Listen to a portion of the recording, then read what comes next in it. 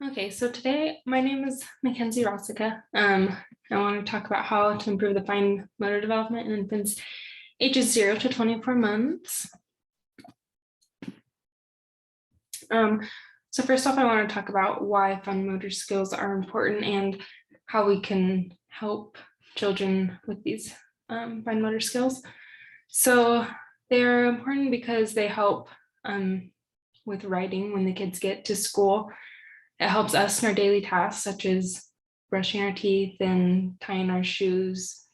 A lot of things that we do on a day-to-day basis are using fine motor skills. They also can predict major diseases and disorders, such as autism spectrum disorder. There's been studies to show that catching fine motor delays is related to autism spectrum disorder. Some things that we can do our activities daily, being aware of the motor delays to help with catching some things, as well as improving the muscles in the arms, hands, and fingers.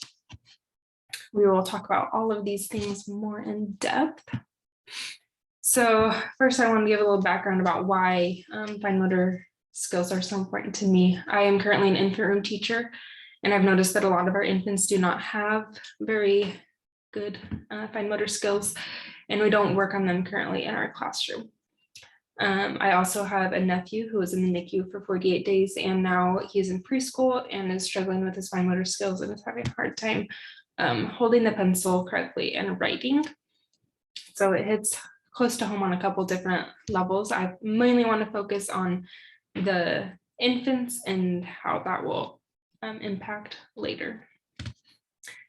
So I started off by doing my annotated bibliography. I was able to find 20 different sources about fine motor skills, all the different things that it can affect. One of the ones on this page shows gut microbia, which is really interesting, how that can impact fine motor skills and how we could maybe improve gut microbia to help fine motor skills.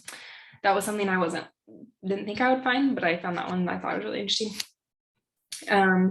As well as it relating to the autism spectrum disorder, Parkinson's, MS, also how it helps children who are going into kindergarten. Once again, it helps with their muscles in their arm and in their hand and in their fingers specifically.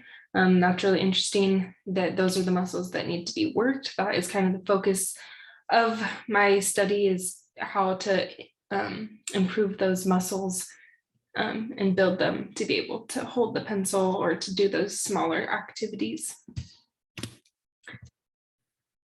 I also did my literature review, and I was able to synthesize all of these different annotated, the bibliography, that I was able to kind of see how things are related and how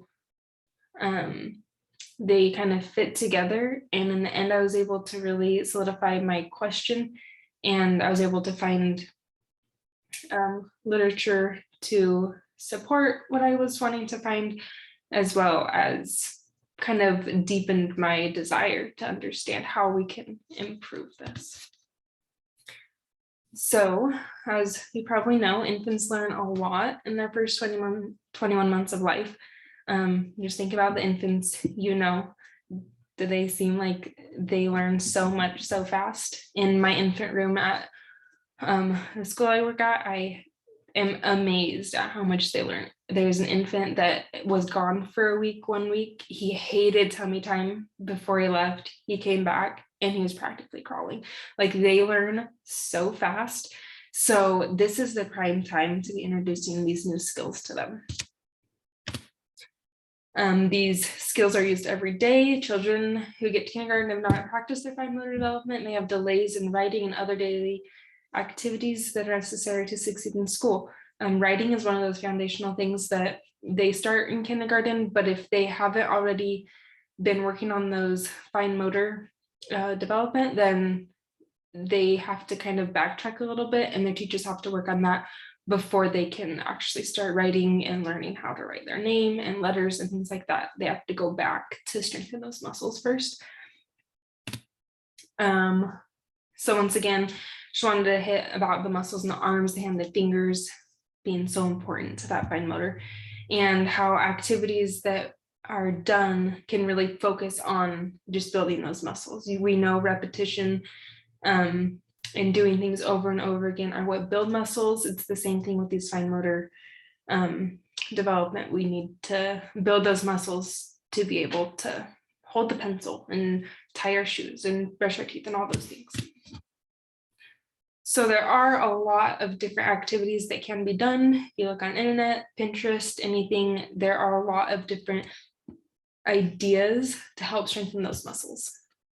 Starting at a really, really young age too. You don't have to wait until they're able to sit up or anything. You can start them very early.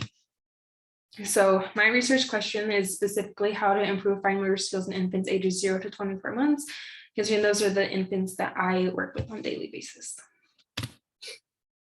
My hypothesis is that implementing a structured fine motor activity into the infant's day for 5 minutes, 3 times a day, will improve their fine motor function. So my idea is that the children will be individually taken one at a time, and they will be given an activity to work on. And I will show you some of those examples of activities that they will do based on their age, but they will work on it for 5 minutes. It doesn't seem like a long time, but just like as adults, we are asked and told to go on walks for, even if it's 5 minutes, it's good for our heart. Like, we're gonna do 5 minutes a day, but we're gonna do it 3 times a day to try to get as much as we can in the small window that I have to work with them. So my timeline is going to be 5 weeks. The first week I'm going to do my pre-assessment. Weeks 2 and 3 I'm going to do intervention. I wanted to do 2 weeks of intervention. I think that the infants will get the most out of it, as well as those who are, well, me and any of my coworkers who may be giving the intervention. Week 4, I will work on my post-assessment to be able to look back and see what improvement has been made. And then in week 5, I'll do the analysis and visual methods. So for my pre-assessment, I plan on doing field notes and rubrics. I'm going to assess the infants and take field notes. I'm going to use a rubric. The one that I made is right here to make sure that there's a common ground to refer to. Like an example, grasp or rattle. Infants can grasp and rattle every time it is offered. Infants can grasp or rattle most of the time, but not always. Infants grasp or rattle about half the time. Infants grasp or rattle less than half the time, and infants cannot grasp the rattle. So they have different scores, and this is going to give us numbers that we can base our pre-assessment and post-assessment on to see if there is any improvement in these areas. Once again, my intervention, giving the infants 5 minutes a day, 3 times a day of one-on-one time with the teacher, working on their focused fine motor activity. There's going to be different activities based on their age ranges, but all infants will participate in 5 minutes of activity. So these are the activities. Well, some of the activities, will be 2 weeks. So I might need to add more. But this is my general idea. Since they're going to be getting 5 minutes 3 times a day, each day they will get one of these at a time. So let's say 9 o'clock in the morning, the baby plays, does rattle grab. 11 o'clock, they do the O-ball play, and then 2 o'clock, they do tummy time. So they'll do that different times of the day. It'll be different, so they're not doing the same thing, but they will hopefully do the same thing every day. So as you know, infants do grow so fast, but in their first, especially 2 years, each month, it can vary very fast. So I wanted to switch it up a little bit, so not all doing the exact same thing. Like a newborn baby would not be able to do the net fishing that you see in the 1 to 2 year. So 0 to 6 months, they have the rattle grab, where their rattle is shown and they grab onto and hold onto it. O-ball play, it's one of those balls that's just all a bunch of holes, and playing with that and grasping it, and they really are able to grasp it really well because there's so many holes for them, and tummy time and all the toys that they can play with in front of them. 6 to 9 months is when a lot of infants start eating food, and so finger foods is a good way to work on their grass, pincher grass. They're magnets and cookie sheets. This one have a cookie sheet and have magnets on it and peel the magnets off. Also a pom-pom whisk. So it's just a whisk with a bunch of pom-poms in it. And then they work on trying to pull those pom-poms out. In the 9 to 12 months, we'll do a popsicle stick push. So they'll have a popsicle stick and they'll try to push it into something probably like an egg carton. And then another activity is Play-Doh. That's really good. It's kind of hard to squish with your hands, so that really builds those muscles.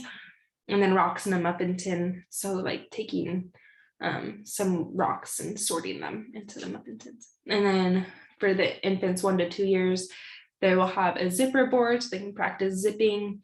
They'll have a pom-pom scoop, so a bucket of pom-poms, and then work on scooping it out with a spoon. And then net fishing, having a net and water, and then toys in the water, work on pulling it out. So I think this will be really fun. I think the kids will really like it. And the fine motor activities don't have to be like super boring. Like they can actually be fun things, and they don't even know that they're working on it, but it'll be really beneficial for them in the long run.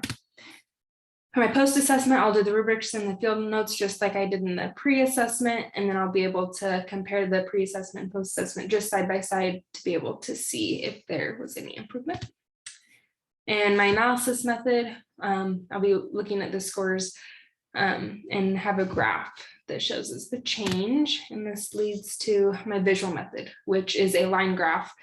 This is just an example of how I think I'm going to do it, but there'll be a before scores and an after score, and you can see my hypothesis is that the pre scores will be lower than the post scores. Obviously, this will be redone when I have actual numbers, but this should show clearly if there is an improvement or not.